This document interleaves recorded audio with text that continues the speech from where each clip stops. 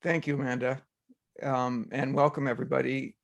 I'm going to talk about some strategies for emailing your professor to make a request specifically. So for example, a request for an extension to a due date or to take an exam on a date other than the one that's scheduled in the syllabus. I'm going to focus on this request scenario, but in fact, much of what I'm going to tell you applies to any email that you might write to a professor for any reason. One reason I think you can trust the advice that I'm going to give you is that I am, in fact, a professor here at Geneseo and have been for the past 35 years. So I've read a lot of student emails, and I've talked to a lot of my colleagues about the emails that we receive from students.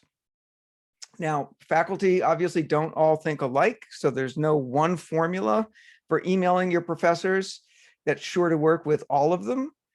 And one thing you absolutely want to do in writing an email to a professor is to tailor your email to everything you know about your professor's personality and preferences.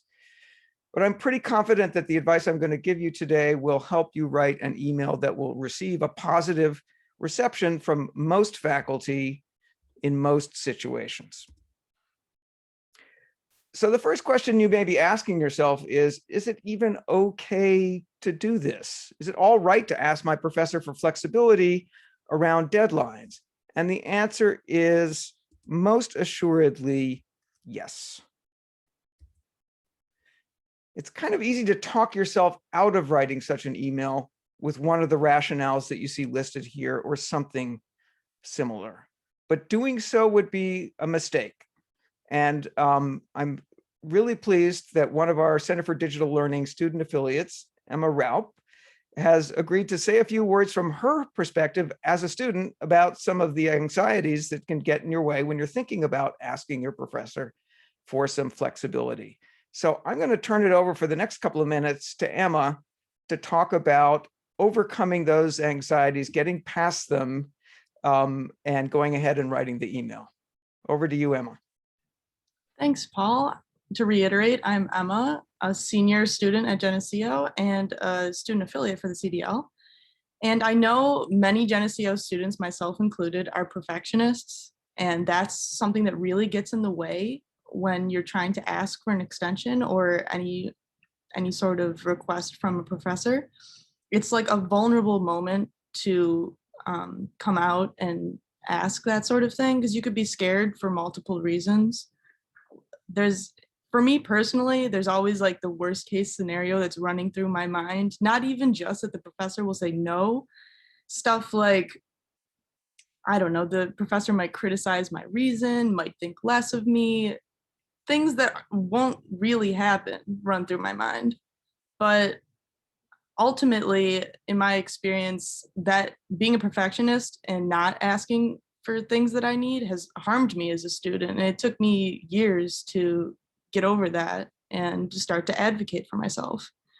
And as a perfectionist, I would say, as a perfectionist to other perfectionists, I would say, don't be afraid or embarrassed to advocate for yourself, to reach out to a professor and share what you're going through and your reasoning behind needing an extension. Usually the few times I have done that, the few times I've gotten over my fears and done that, I have been like pleasantly surprised by the professor's response, because I think professors really respect students who advocate for themselves and aren't afraid to, ask for that extension. That's part of being an adult, really. But yeah, that's my experience with that. Thanks so much, Emma. I think those are really important words. It's really important to be prepared to advocate for yourself. It's really important that you not blame yourself when you find yourself in a situation when you need some flexibility. And I think Emma's absolutely right that professors really respect students who do a good job of advocating for themselves. So again, thanks, Emma. Here are 5 guiding principles for writing an effective email to your professor. So let me go down the list here. First, be a person. Let your humanity show in your writing.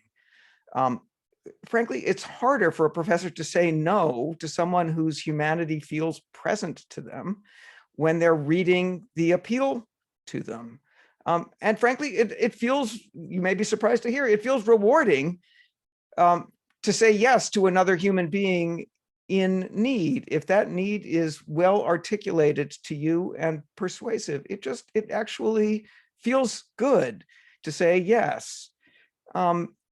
So be a person, and remember that your professor is a person too. Talk to them like a person and show them the same courtesy and empathy that you're hoping they'll show you. Third, make your request clear, concrete, and visible. It's easier for a professor to say yes to a request that's highly specific than to a vague or general request for just more time or some non-specific extension. And it's best to make your request right up front in your email. I'll talk more about that in a moment, where there's no danger of it's being missed. That is a danger if you bury the request farther down in the email. Fourth, give the best reason you can offer for your request, but keep it concise. Going on at great length about your situation isn't likely to help you any more than concisely stating the reasons that you're making the request. So don't give more detail than is necessary to make your case, to advocate for yourself. And fifth, don't be afraid to follow up. Remember again that professors are people, and being people, they let things get away from them. You know that things get away from you, things get away from professors as well. They may miss your original email in the flood of messages they get every day. They may just forget that they received it, have every intention of responding, but then forget about it. It's perfectly fine to write again, politely, of course, if you don't hear back within a few days. So Amanda went out looking on Twitter for some things that faculty are saying about student emails, especially in our current pandemic circumstances, and found some interesting things. This one nicely encapsulates the point that students and faculty both want the same thing: to be treated as people and to be treated kindly. So I've said it before and I'll say it again. Nick Elder writes, students, professors so deeply value and appreciate your kind personal notes and emails. Professors, students so deeply value and appreciate your kind personal notes and emails, especially now. So, okay, down to brass tacks. First things first, check the syllabus. Before you even think about what you're going to put in the email, go to the syllabus, take a look. Does your professor state any policies there about deadlines that you might want to reference, about when and how to ask for flexibility? Do they have guidelines about when and how you should message them? Do they prefer email? Do they prefer to be messaged in some other way? Follow their guidelines, show that you're familiar with them. That's one way to show respect. And then next, even before you start to write, come up with a plan. If you can't get the work by the required deadline, when can you get it done? And again, remember that you're likely to have more success if you propose a specific plan rather than just say something vague like, I need more time, which leaves it up to your professor to figure out, well, what's a new appropriate due date to propose? You should be the one to propose an alternative due date or an alternative test date. Here's a tweet from Nicole Adzwill. I love it when people are upfront about, quote, real deadlines. Person X needs this by date Y to move forward with critical task Z, versus, quote, manufactured deadlines. You need to be responsible. This is the real world, on my desk by Friday at 5. So I hope that if you're sitting down to write an email to a professor asking for flexibility, you're not writing to the kind of professor who enforces manufacturers' deadlines. There are some like that. What can you do? Most likely, though, your professor actually has a reason for the deadline that they've given you.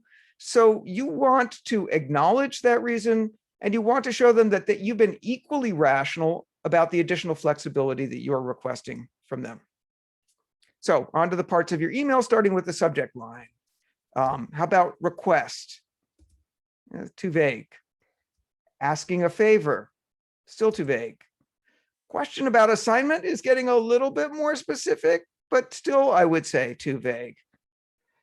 And for goodness sake, never, ever leave the subject line empty, right? You're missing an opportunity to signal what your email is about. You're just making it more likely that your email will be overlooked if you leave the subject line empty. So here are some concrete specific subject lines you might use. Request for extra time on essay due 5/3, or request to take exam on a later date, right? The message is right there in the subject line. Next, the greeting, and I will get personal here. I absolutely hate it when I get an email that simply begins, hello, comma. Why? Because I'm a person. And as a person, I have a name, just like you. Oh, so an email that just begins with a lonely hello feels like it's been written by someone who's never met me or doesn't know my name. If you're in my class, you should know my name. Professor is not much better. Still no name, and I really don't like emails that lack any kind of greeting at all, such as dear or hi. Dear Professor, borderline passable because at least it has a greeting, right? So maybe, right? And that's the title of the presentation today, Dear Professor. Okay, that could do, but since I have a name, I'd really appreciate it if you would use it because I'm a person. It will make me feel like you see me as a person and not just as your professor, not just someone in a position at the institution, but as a person if you use my name. And by the way, while you're at it, make sure you spell my name correctly, your professor's name correctly. You can usually find it on the syllabus or on their webpage. It's a minimal way to show respect. So any of the greetings that you're seeing here would be fine. Dear Professor Schacht, hi, Dr. Schacht, hello, Professor Schacht. You may want to pick up cues from how faculty refer to themselves. Some with PhDs are real sticklers for being called doctor. Others don't care so much, right? Professor is a really safe generic title to use. It doesn't matter what their specific institutional title is. Professor for someone that's teaching you at Geneseo will work. So now we've got a subject line and a greeting onto the body of the email. It doesn't hurt to say a little something to show concern, especially in the present moment. So perhaps something like, I hope you're doing well. I like this better than the, I think now overused, I hope this email finds you well. And why are emails going out and finding people? You know, it should be about you and the person you're writing to, not about the email. So, but you know, at the end of the day, what matters is just that you write something, whatever feels natural and authentic to you, to express some concern to the person, that you see them as a person. Then you launch straight into your request, right? That's the very next thing. Put that up at the top. I'm writing to ask if you would be willing to give me so many extra days on the assignment due on whatever the date is. Do not make the mistake of thinking that you have to build up to your request by first writing several long paragraphs explaining the circumstances that have led you to make the request. As I said earlier, you want to be concise anyway about your reasons, but even if your reasons are fairly concise, put them after the request rather than before. Don't risk burying the request farther down in the email where it might be missed or not fully understood. So start with the ask, then give your reason for it. Now you kind of come to a fork in the road. Your next move depends on the kind of request that you're making. And I'm going to talk about two kinds of requests. These are not all the kinds of requests you might make, but two very common types. So the first is the kind you might make early in the semester after looking over all your syllabi and realizing that you're going to have conflicts or run into a patch during the semester where you just have a ton of things due all at once. If you don't already do this, let me recommend that you do it. Did I do it as an undergraduate? No, not regularly at least. And I'm sorry that I didn't, right? It's really smart. And especially now that there's so many tools like Google Calendar for keeping track of when things are going to be due. It's really smart at the beginning of the semester, look at all your syllabi, chart it out, figure out when things are going to be due. And if early in the semester you see a place where there's going to be a problem, you can email your professor early on in the semester. That shows that you're paying attention, and it increases the likelihood that you're going to get the flexibility that you're looking for, right? So that's one scenario. The second is one where you might run into any of the following: some genuine emergency that has come up for you, a health emergency, family emergency, whatever it may be, some suddenly emerging conflict between the due date and something else in your life, or just a revelation that you're not going to be able to get the work done in time. And I want to emphasize that's a perfectly fine reason to ask for flexibility. It may not be as persuasive as some of the other reasons on the list. Okay, fine. But don't talk yourself out of asking. It's best if you do this a few days before, but even the night before, right? If that's what's happened, if that's what you've run into, you've been trying and you realize you're not going to make it, better to write and ask for that extension than to just not turn it in on time and leave your professor wondering what happened. If you're writing early in the semester because you figured out you're going to run into some issues down the road, you might write something like this.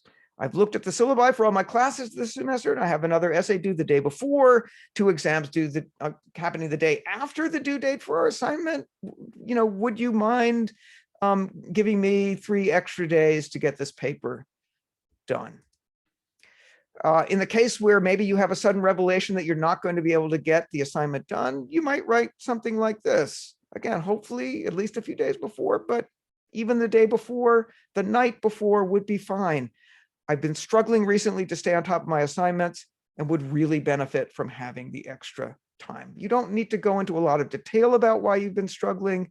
Your professor is either likely to be the sort of person who will say, I understand, okay, sure, or the certain sort of person who, even if you spell out the reasons that you've been struggling, maybe is not going to be so sympathetic. So no need for a ton of detail. You might add a little bit more detail than this, but again, just not a ton. Keep it fairly concise. Whatever the reason for your request, as I said before, you should explain your plan for completing the work. If you're willing to grant this extension, I can complete the assignment by and give a date. And before you wrap up, it's a good idea to show some empathy for your professor's situation.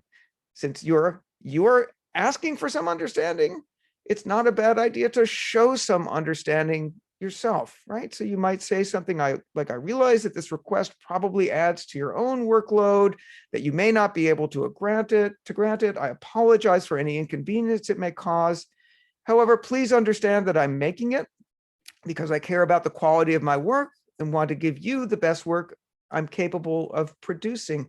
I have had students write that to me in the past, and I got to tell you, it always has an impact. That's a really good reason to ask for more time. You're looking to do the best job you can. And frankly, if you have a track record of doing good work in the past, this immediately resonates with a lot of faculty who are faculty in part because when they were students, that was their own attitude towards their work, right? So they appreciate that. And again, the important point here is to show you understand that your professor is also somebody who's operating under stress, just like you. Finally, not a bad idea to express some gratitude simply for the fact that your professor is willing to think about your request. You don't know whether they're going to say yes, right? You're hoping that they will say yes. Even before you know the answer, you can say thank you. You don't have to know the answer to say thank you. You can just thank them for even thinking about it, right? So one way or the other, I really appreciate your taking the time to read this message and consider my request. And then some sort of close, thanks, comma, and your name, best, comma, and your name, whatever it is. But something at the end that, again, reinforces yourself as a person writing to someone who is a person. So you've sent your email, a couple of days have gone by, you haven't heard anything back. What do you do now? As I said before, perfectly fine to send a follow-up email. I do this all the time with colleagues who I know may have missed my email the first time or may have just put off responding. So for your subject line, again, make the purpose of your email clear, something like following up on request for extra time on essay due 5-3. Again, a greeting that makes your professor feel like you see them as a person. Dear Professor Shack could work, right? Some words like these that show empathy because what you're looking for, that's what you're looking for too. So maybe I know how busy you are. how much email you must get. I'm resending the email I sent you on whatever the date was, just in case it got buried in your inbox. And then thank you them again, right? So thanks so much again for considering my request. And then the way I usually do these, this is not the only way to do it, but I find the original email I sent in my sent mail. I hit the forward button. So what I just put in the same professor's address. So I'm forwarding them an email I already sent them. And I put the follow-up text at the top and the original message is down beneath it. So they don't have to, you don't want them to have to go back searching for the earlier email that you sent them. So you don't just want to send up a follow-up and says, I emailed you several days ago, yada, yada, yada. They have to dig it up. Include the original email in the follow-up email that you send. I'll end by saying, reiterating really that because professors are people, if you ask the right way for flexibility, you have a good chance of getting a positive response. You may not, but if you send the email, at least you can tell yourself that you tried. And if you do succeed in getting the flexibility you're looking for, be sure to let your professor know that you're grateful. So this final tweet from Dr. Britt Crow Miller does a pretty good job, I think, of capturing how much most professors care about how their students see them. Just received an email from a student with the subject, I think you are the coolest person ever. I have to say this is a brilliant ploy for getting professors to read your email very quickly. So she's talking about a compliment that might get her to pay attention to an email. The point I want to make is really about how it feels when a student lets you know, as a faculty member, that they appreciate what you've done for them. That makes me feel really good about the decision I made to grant that flexibility. When I get an email that just says, thanks, you're the best, it makes my day. That may sound surprising from someone who's been teaching for 35 years. It still makes my day to get an email with a simple expression of gratitude like that. So that's all I've got to say, except thanks. You're the best for being here and participating. I think maybe we've got a little bit of time in case some people have some questions or want to have some discussion.